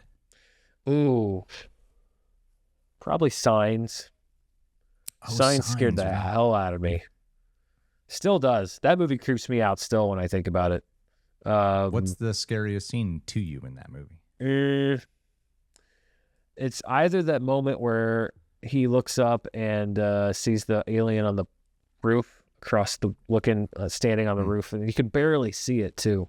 And then of course the TV, Joaquin Phoenix and the alien on TV. That's pretty. Bleh. Bleh. That movie creeps me out. That is one of those movies that, because the ending is so debatable for a lot of people, that the journey is often overlooked on how effective it is. That journey is fantastic. I agree. The ending has its issues, but that journey there is so good. Well, speaking of M. Night Shyamalan, and I will interrupt you if I haven't seen the movie, but what movie twist would you say is the one that shocked you the most? It's tough because you live with so many of them now. It's hard to remember back on how effective they were at the time. Plus, there's so many that going in now because they're sort of in pop culture. Like Usual Suspects, I already knew by the time I'd seen it because that was just sort of known. I mean, Sixth Sense is an easy answer because that's another one where I remember when you realize it, you're like, what? And then you're like, no, that doesn't work. And then you go back and you see it again and you're like, oh my God, it works. Like, how did you do that? Because so much of that is built on assumption. The fact that you open with the scene of Toni Collette and Bruce Willis sitting across from each other, and you assume, because I remember thinking like, no, because there's that scene where the two of them are talking in the living room, and then you go back and see it again, and they're sitting across from each other, but nobody's saying anything. Yeah. And you're like, she's just sitting there waiting for him to come home from school.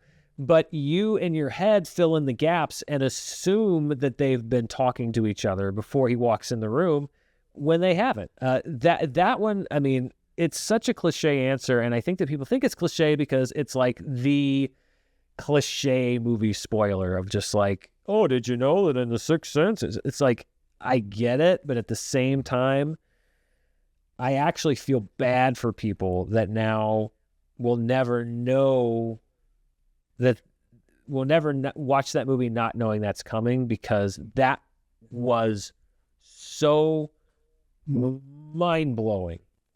Yeah. And then, and as much the second time, to see like, he completely fooled me. It was so well done. It was so well done. And I feel like everyone's gonna be like, oh, of course he said The Sixth Sense. I'm like, I did, but also like, I don't think people understand. Well, some cliches are cliches because they're true.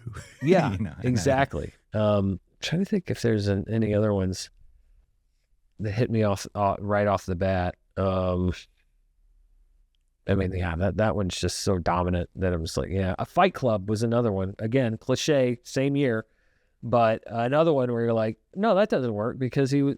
Oh no, he wasn't. Was it? Oh, okay. No, yeah, no. I guess that does work. Yeah, 1999 actually, because you throw The Matrix in there as well. 1999 was a year that completely redefined my understanding of movies. Yeah. At a fundamental level. Now that I think about it, I must have snuck into The Matrix and Fight Club because I was 16 when they both came out. I guess I snuck into a lot more rated R movies than I remember. But that year was like, to be 16 years old in 1999, that I wouldn't trade that for anything, because when you're developing your sense of what movies are and what you like and what you don't like and what they can do, the combination of the movies that were made that year and then the emergence of technology from like 1996 to 2005, like it reshaped the whole concept of what a movie can be. Yeah. And that was a really fun time to live through. Absolutely. Yeah, I remember you brought me back to Sixth Sense. Actually, I remember when I first watched it, I didn't watch it in theaters, saw it on a DVD, a rental, and wasn't ruined for me. My mom wanted to be funny. because she had watched it. Yep. And I was like watching it on the floor. I was like maybe 20 minutes into the movie. And she walks through the door and she's like, he dies in the movie. Like she says to me, he dies. I was like, Mom, but I did not understand what she meant. She thought that, like, he dies like later on in the movie. Yeah, exactly. So as when the twist happens, I was still like, whoa, what? I was still that just shows how effective the twist is. Yeah. Because I was even told he dies, but I did not process it in what I was watching. Like, oh, he's dead the whole time. Like that. So it still goes to show that is a very effective twist. It is. And it's such an effective use of visual language, visual storytelling. A filmmaker who understands what an audience assumes or thinks, but somebody who understands how audiences interpret cinematic language and how they fill in the gaps, and then taking advantage of that, Yeah. Taking at face value that if you have a scene where two people are at a dinner table and someone's talking and the other person looks up, you assume they're looking at that person and not just that they're looking up. Yeah. I'll stand by The Sixth Sense. I think it's brilliantly executed. Forever cemented, the very controversial M. Night Shyamalan. Yes, and he controversial has for weirder reasons. yet to make a movie as well executed as that. Yeah, that's true. He's come close a couple times, but not lately. Unbreakable is actually my favorite of his movies. It's good.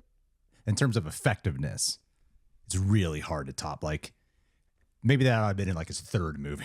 Instead of like first out of the gate, that's tough to live up to. It's really hard to live up to that first. Like the Donnie Darko director, like he hasn't really done anything after that because like it's just too high of a mantle. And like Jordan Peele, I'm one of those people who believes in the rule of three when it comes to people's films, whether that be an actor or a director.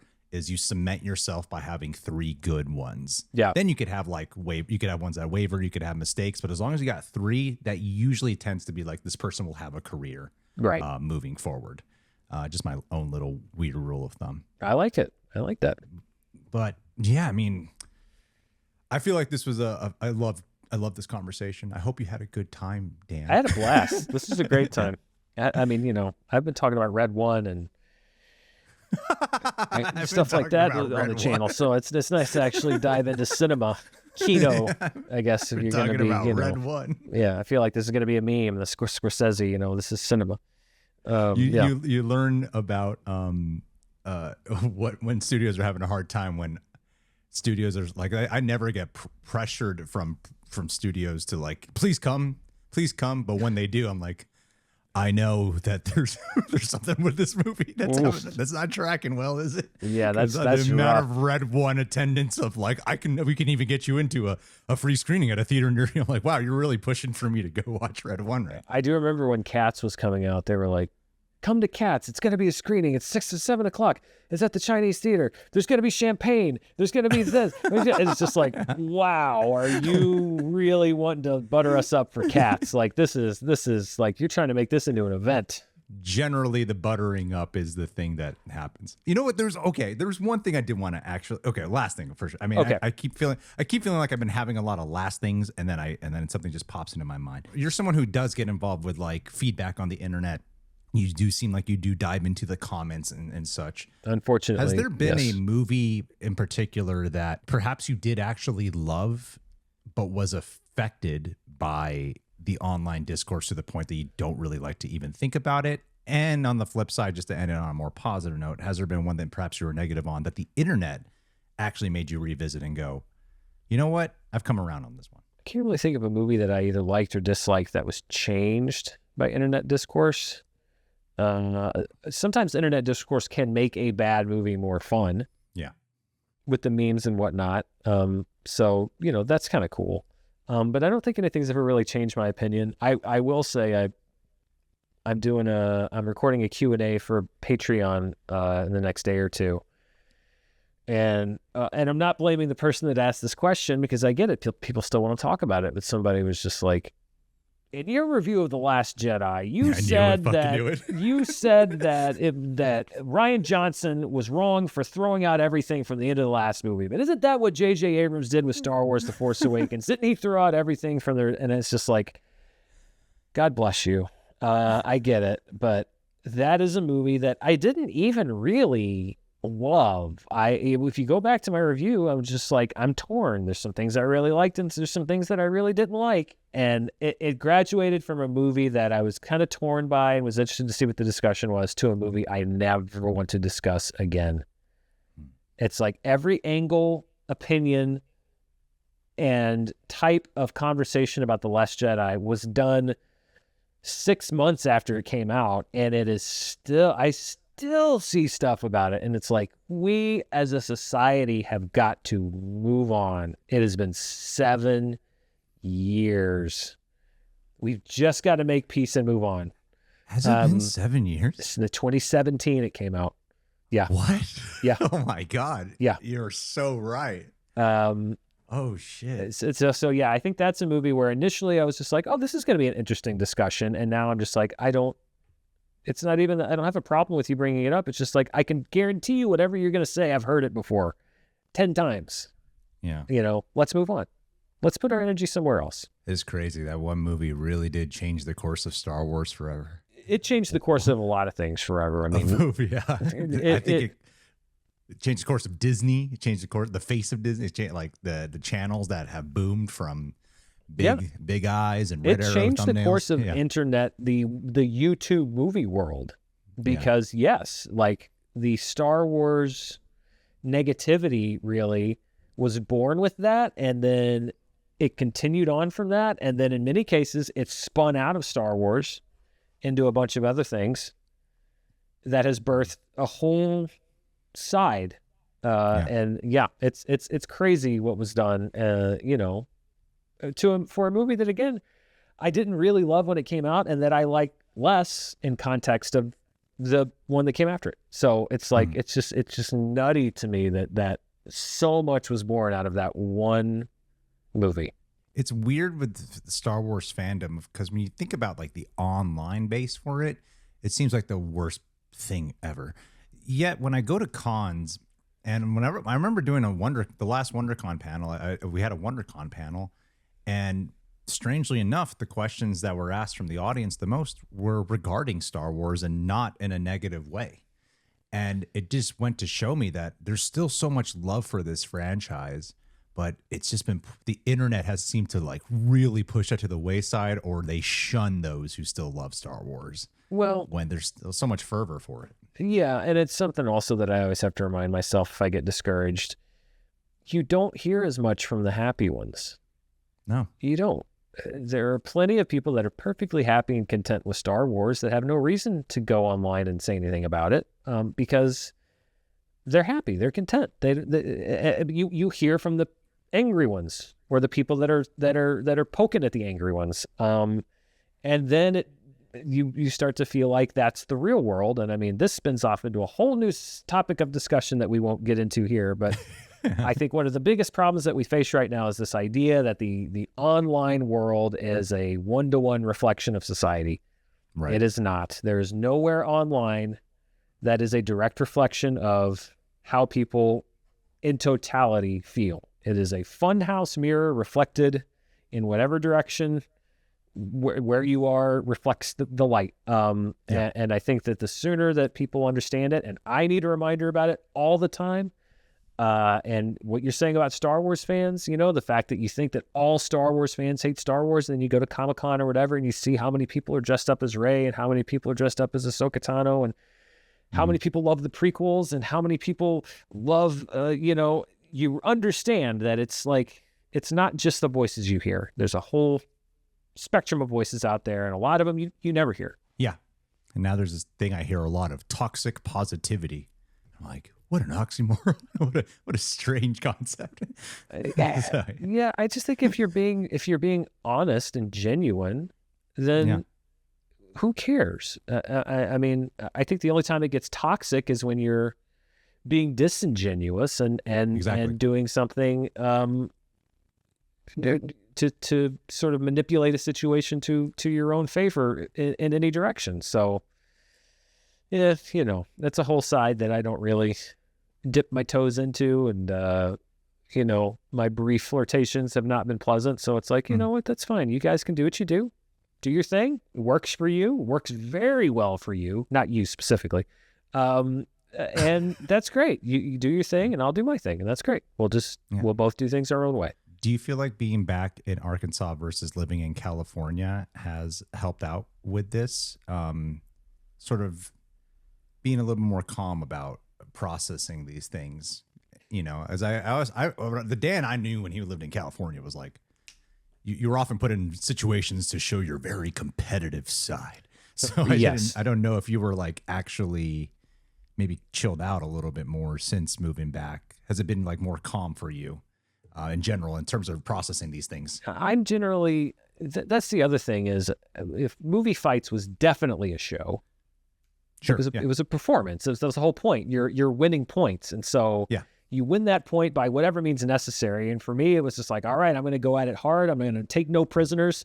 I'm going to rebut every point. I'm never going to give ground to my argument because that's how you win the game. Yeah. And then people were like, wow, Dan, that's, I mean, that's how I played the game. That's not necessarily my personality. And then, things like SJU, again, it was a lot more like who I am. But again, I felt like, okay, I need to be entertaining, and you want to provide a certain function, and so I would do bits and go over the top and yell about upstate New York and stuff because it's like I'm putting on a show. So I would say that I haven't really myself changed that much. I think that I don't feel like and maybe that's to my own detriment, I don't feel the need necessarily to quote unquote put on a show as much. I feel like I'm just going to kind of be me. And every once in a while I'll do a bit or something, or we get irrationally angry about something. But I think that being away from LA has sort of allowed me to embrace more of my own personality on my channel. And not that that's great. I wasn't being myself on Screen Junkies, but it's less of putting on a show and more of just like, hey, I'm going to be me. And that probably doesn't help because a lot of people liked that side of me. They liked the angry, the rants, etc. It just didn't, and I'm also older, and you do it. I don't want to become the angry guy. There's so many angry guys on the internet. Yeah. And again, it does really well. It was like, I didn't want to be another angry guy on the internet. I want to talk about passionately. And once you're known for one thing, you have to do that one thing forever. Yeah. That's your thing now. And so I was like, well, I get to control what my thing is.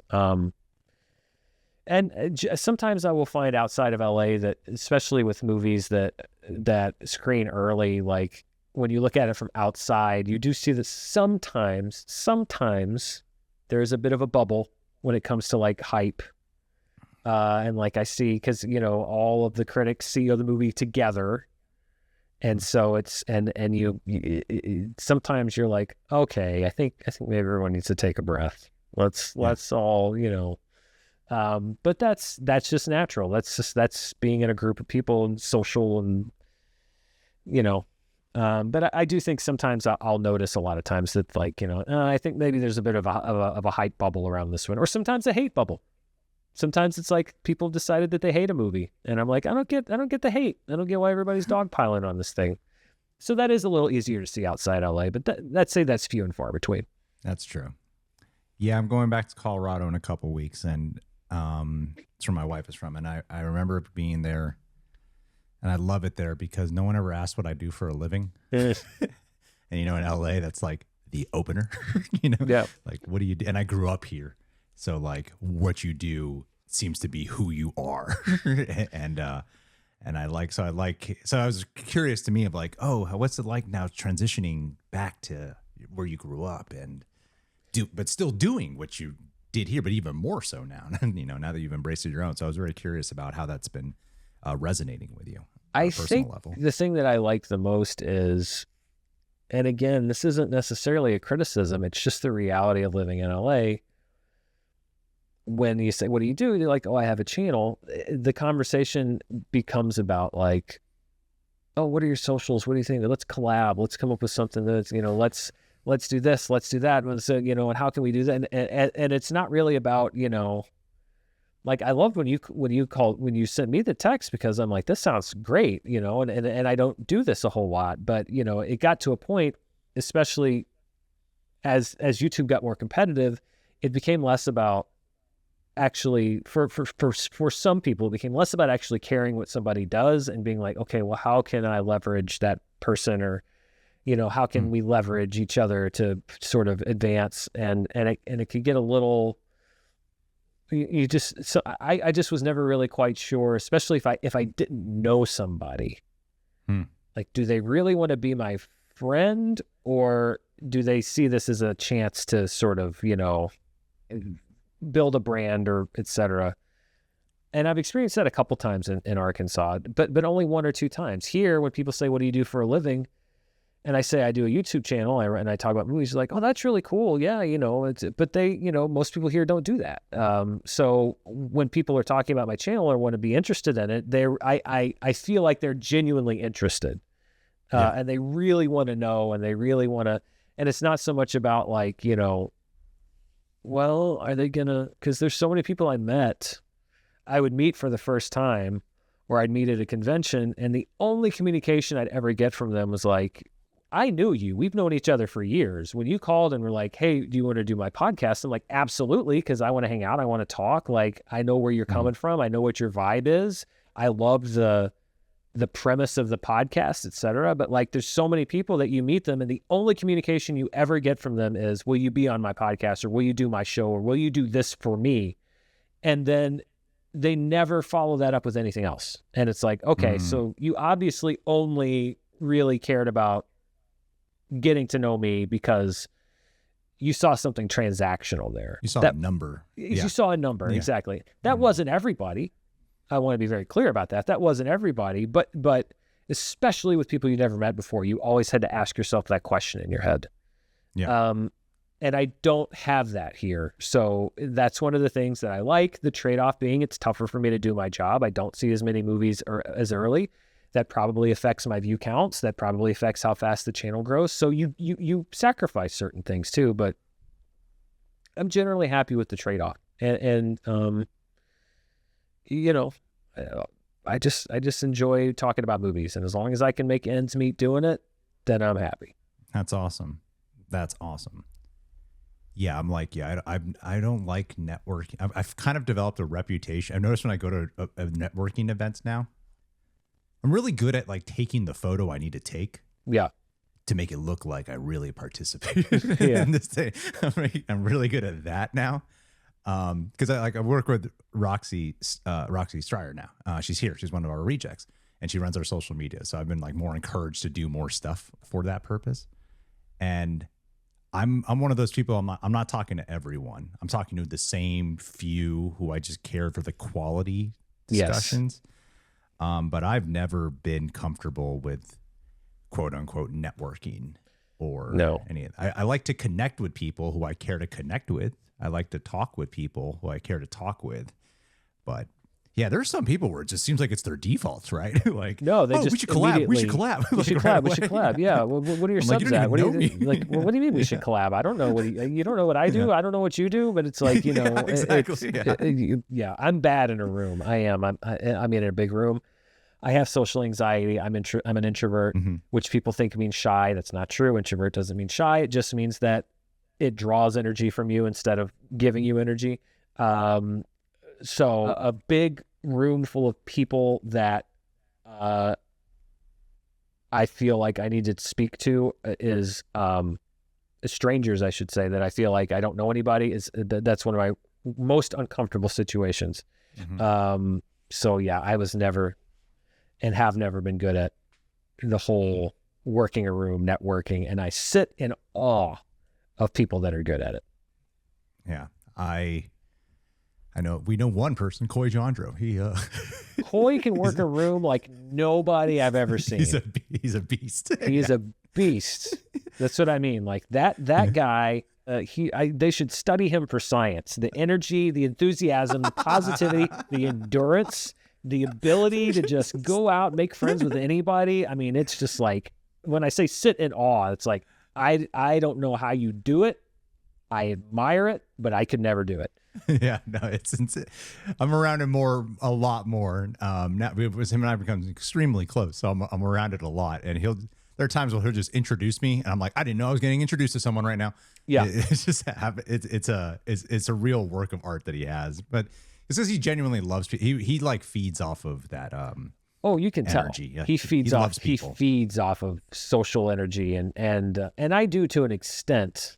But again, the thing with introverts is your battery runs dry at a certain point, and you've got to retreat and sort of regroup, recenter, and you don't always get a chance to do that in those kinds of situations. So I struggle. Yeah, and I think with us being like people on camera, they can often mistake that. Like I've had a birthday party every year for the past few years now, but every birthday party, I find there's usually a solid 5 to 10 minute period where I vanish without letting anyone know. And I'm just like, okay, all right, just step outside, take a breath, center.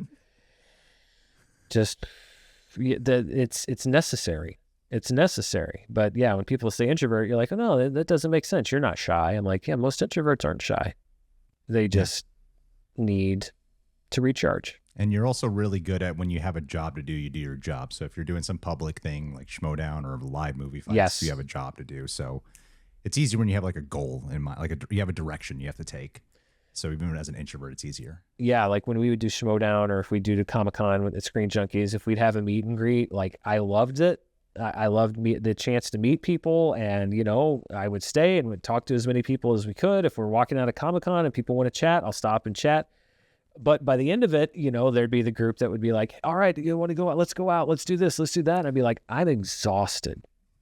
I am on E. Like I need to go. And it's not personal. It's not personal. It's not personal. If you guys are going to be out in like an hour, then maybe I'll catch up with you. But like my gas tank is on empty. I need to go sit in a room quietly, just kick back, just watch something on YouTube, or just sit and just draw a little energy in, because that's just how it works. It's a different vibe for some people, but that's not everybody's experience. Yeah, I agree. Yeah, all right. Well, if you are ever back in LA, I would love to just have lunch with you sometime without a camera or an audio or anything. I will say this on camera. I'll let you know. Okay, you're back at the end of this year? Yeah, I'm coming in for about a week, so I'll let you know. It's not is it after Christmas? Yes. That's when I'm gone. Oh, yes. Damn, it's like literally the week I'm gone. Oh, no. Well, we'll see. Maybe there's a day or two where we overlap. Who knows? Yeah, I would love that. Dan, thank you so much for doing this. I absolutely adored everything you gave to this one. I know that whenever you do something, you give it your all, and I appreciate you just giving your all to this one as well. I feel like this was awesome to me. This was really, really special to me. So thank you so much for doing this. Oh, this is my pleasure. Let's, if people like it, if you don't see a huge drop off after, let's say, the first 70 minutes, give me a call. We'll do a sequel. What's the watch time at? Is it at 100 minutes? Yeah, to watch time? Exactly. What's the engagement here? No, yeah, but I would love to do it again. And yeah, if you guys haven't subscribed to Dan Murrell's solo channel, I have notifications turned on for it. I feel like it's pretty apparent. I don't have notes that I was working off of here. I was just going off the noggin off of things. So yeah, I subscribe. I have my notifications turned on. You guys should as well. There's a link in the pinned comment and a link in the description box for his channel. Please go follow him. Dan, thank you so much. And hopefully we could catch up around the holidays. My pleasure. Thanks for having me. Of course. Bye. Bye.